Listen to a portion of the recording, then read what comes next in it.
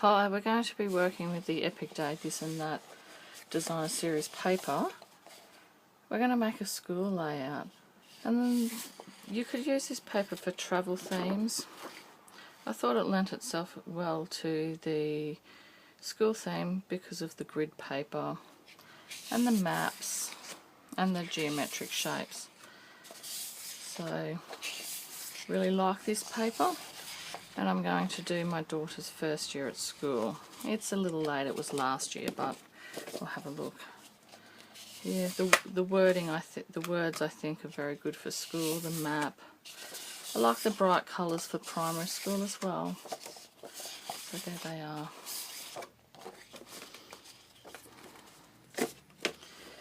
This is just her little photo snap before we went to school. She was very nervous that day. Very first day of starting school. She actually started school without going to prep because they accelerated her, so she was extremely nervous to start school, even though she was very excited. So we're going to start by matting this photo. We're going to do a really large mat on it, and we're going to make that about 7 inches wide. I always work in inches because of the scrapbooking world. They always work in inches because it's American, so I like to keep it up even though we're in Australia and we do metric. So 7 inches by 8.5 inches, and that's going to form our big mat underneath the photo. So the school theme's going there. Then we're going to add another layer of matting, and we may, where's the blue one that we had here? We'll use this one, and that's going to be 5 inches. Here we go. Oh, sorry, 5 inches. We're going to save that nice coffee stain for something for me because I'm a bit of a caffeine addict. So 5 inches by 7.25 inches. So that just adds another layer there. We're also going to add just a plain layer of very vanilla underneath that, because I've found that this colour scheme is actually more very vanilla than it is whisper white. So you need to look for the tones of the paper before choosing white or cream. Often you'll think that it's a white tone, but it's actually, if you put it next to white, you'll notice how cream it is. So see how that works very well in comparison to how stark it looks with the whisper white. You can notice the tones are very, very vanilla in comparison to the whisper white. It looks a little stark in comparison. So we're going to have our 3 layers here. Then I'm just going to run this through the Big Shot with the new embossing folder from the Occasions catalogue. Love these arrows. So I'll just grab my Big Shot as I make a big clang there. So set it up between your two, make your sandwich, wind it through. And I'm using the Coredinations here so that we can sand it off. You'll see how stunning it is when it's sanded up. Just tuck that out of the way so you can see the texture there. And if you sand it, see how distressed it's starting to get. I like to distress all the edges. Just adds a fun element to it, I find. So this piece here is 5 inches by 4 inches. Nice size to just run through the Big Shot. I also find, see how it's torn a little bit there? I don't mind that with the Coredinations. If you mind that, you just be a little bit more gentle as you're sanding it along.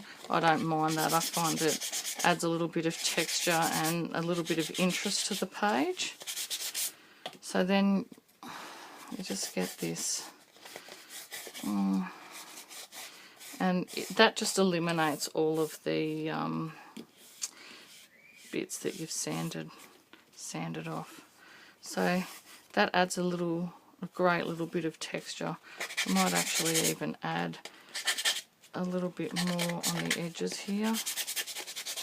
And see, if you go rough, you can actually, you get it right down to the white core, which is what is really great about the Coredinations, is getting it down to its white core.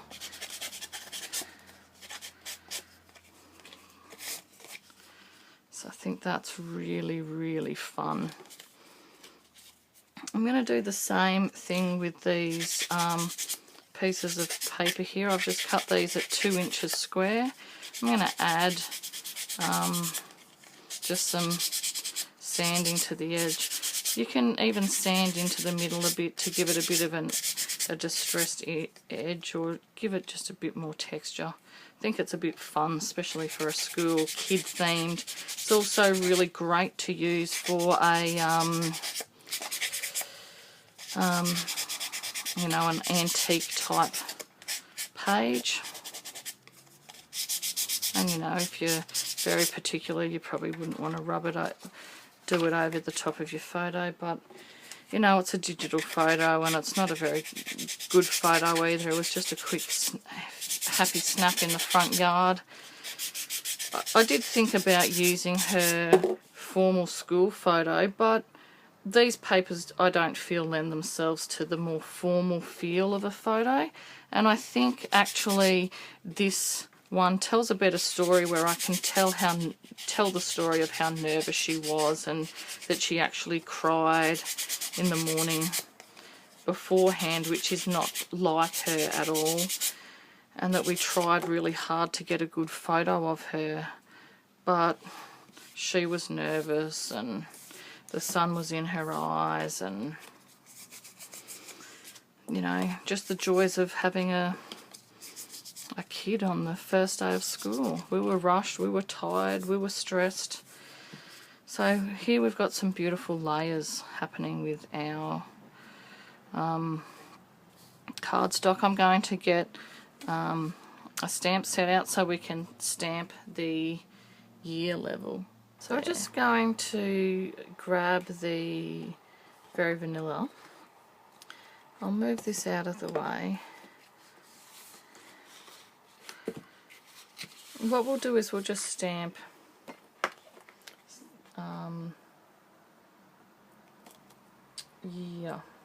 YR in the Morning Post alphabet.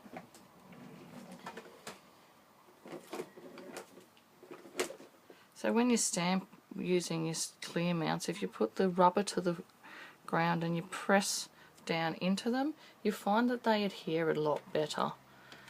So I'm going to use the Pool Party again, because the Pool Party is the background colour that I'm using for, I'm just going to test it there.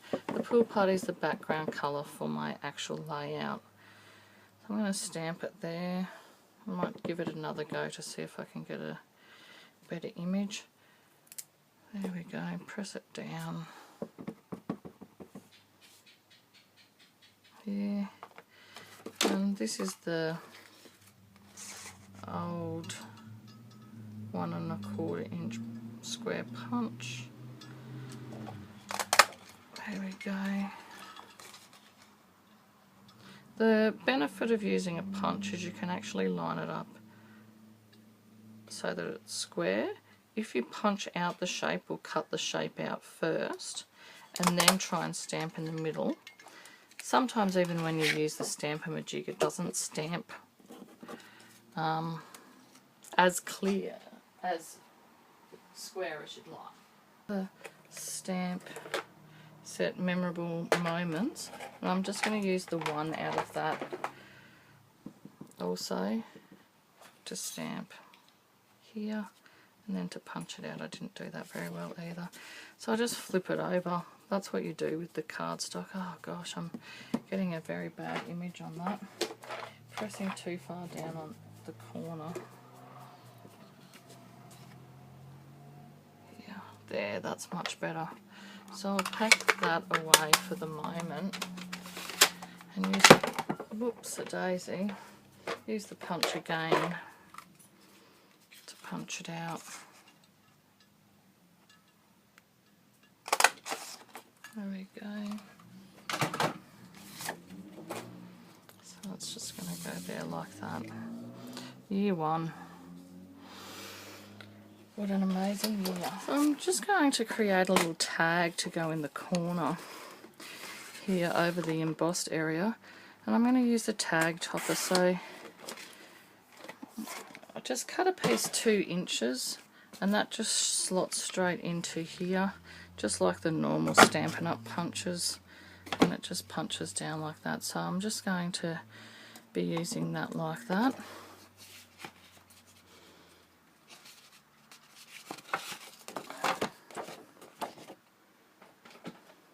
Going to create a little pocket for that to go in. So I'm going to do it 3 inches wide, and I want it to be 2.5 inches high, so I'm going to create it to be 5.5 inches because I want to fold it in half actually, like that, but punch a tab out of there so that the tag can just sit into the little pocket there that I've created.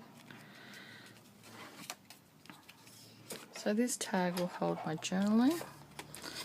I'm going to trim it down to about 3.5 inches. I think will be quite fine. So I'll use the envelope punch board, and if you put the paper in there so it lines up with where the plastic meets the metal punch, you end up getting a really nice file folder punch. So I'll take that out to just over 2 inches and see how it's created a nice file folder there. Then all you need to do is put it back in your paper trimmer. And I'll put it down this way, move it up here so you can see. If you line this divot up there, don't be scared because it'll just stop cutting as the blade slips into the divot there, and so you've got yourself a nice little file folder there.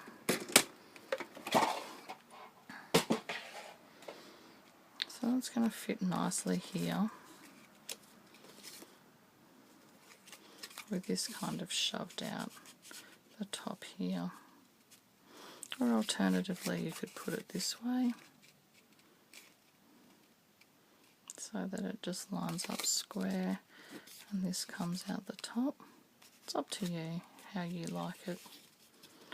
I'm probably going to add another one of these tags so that I can include a lot of journaling, because I tend to journal a lot. If you can tell by the ramblings of my video, I talk a lot. So I'll just add another one here just while we've got it out. Punch it out. So they can be whatever height you like. Actually, I prefer it like that. There. And so they're easy. You just squeeze it together like the normal punches and slide that up, and it sits perfectly like that. So I will add some ribbon to the top of the tags. I won't do white. White's not a very good colour, I said before, with that cream. I've lost. Here it is. This is the one that I wanted. So I've done a bit of a bad thing here. I've added the old olive. I think that's got the bit of the gumball green hue in it. I'm not sure, but it should work fine together.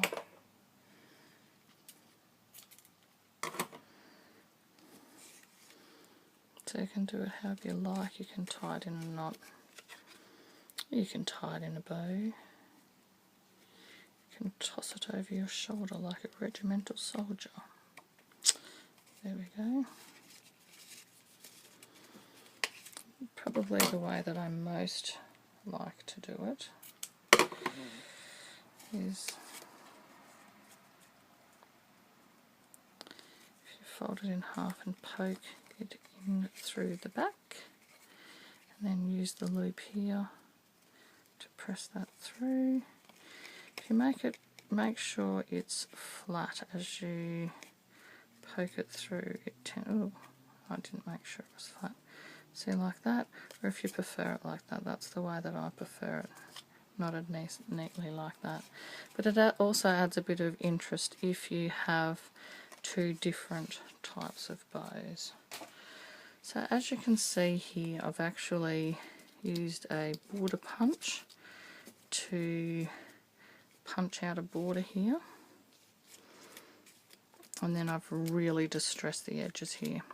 So what I'm going to do is I'm going to adhere this and adhere these all down and get my journaling done. So I would recommend that you get some of these Coredinations because it looks quite stunning. While we're waiting, I might actually bring back my distressing tool and add some distressing to the edges of this. See how you can distress the edges of that. That just creates a bit of interest as well.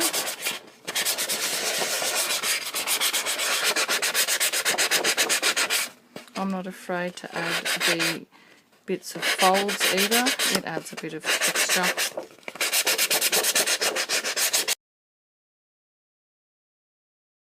So just a little tip if you want to know how to adhere your title so it's even. I normally place one at one end and one at the other. If you want to be particularly precise about the measurements at the top and the bottom, you can use, like, this is a quilter's ruler, so you can see through. I think it doesn't matter so much in something like this. Then you roughly guess.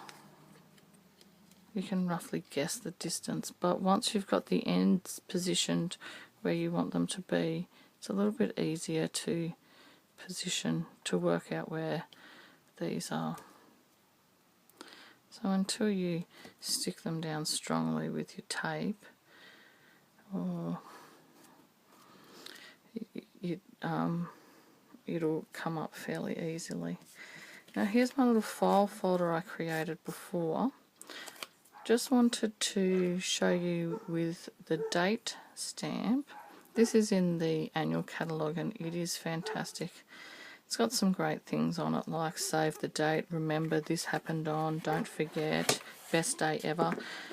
I'm not using any of that. I've just set it for the 29th of January 2013 because that was her first day of school. So I'm using stays on too, and because I don't want to get the this happened on, I only want half of the date roller stamp. So that's what I do, is I bring them together like this. Sometimes you need to press it on a little bit firmer. There we go. So I normally get down low like this so I can see where it is. With a date roller stamp, normally you have to rock it back and forward. Remember the library ladies when you had your little library card? This comes with your stays on. You don't want to throw that out because it keeps it nice and moist. It even says on there, do not discard. So don't discard it because you want to keep your stays on as moist as possible so that it doesn't run out and you need to re-ink it. So my journaling says You were so nervous, and I don't blame you, because it was your very first day of school ever, even though you were going into year 2. We were so excited for you and so glad they decided you didn't need to go to prep. We didn't realise until we were taking your photos, just how nervous you were. Everything in your life was about to change and you didn't know if you were ready. So, sorry, now it's time to do some embellishing. I've just used my chevron border punch and I've punched out these little chevron pieces. So this is normally the waste product. I'm going to use this to embellish up this pocket. I've already used the stamps from, I think it's called Oh Hello, to add some detail, just some stamps along here, some arrows to draw more attention to the photo. So I'm going to use my two-way glue, just painting it on there and slipping it underneath the twine here.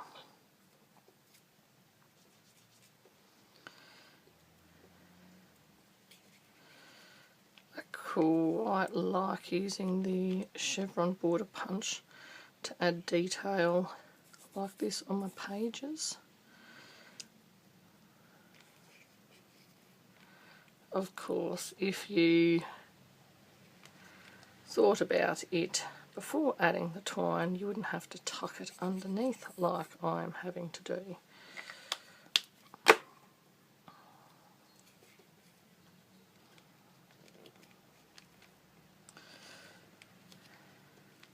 Okay, I've got some old Stampin' Up products that I'm just going to use a little bulldog clip, and I've just assembled this, cut this. This is the reverse side of this piece and it comes with a border strip, and I've just cut it into a banner, added some washi tape to the top so that I can stick it down here. The washi tape will keep it nice and strong, and that's such cute washi tape. And the last thing that I'm going to do is just get one of these little arrows. I tend to add all of my little embellishments into the one container. Here we go. And just to further continue the arrow idea, just going to add this to here, just because I think it adds a cute little detail. So hopefully you'll stay tuned for my next video, and thanks for watching.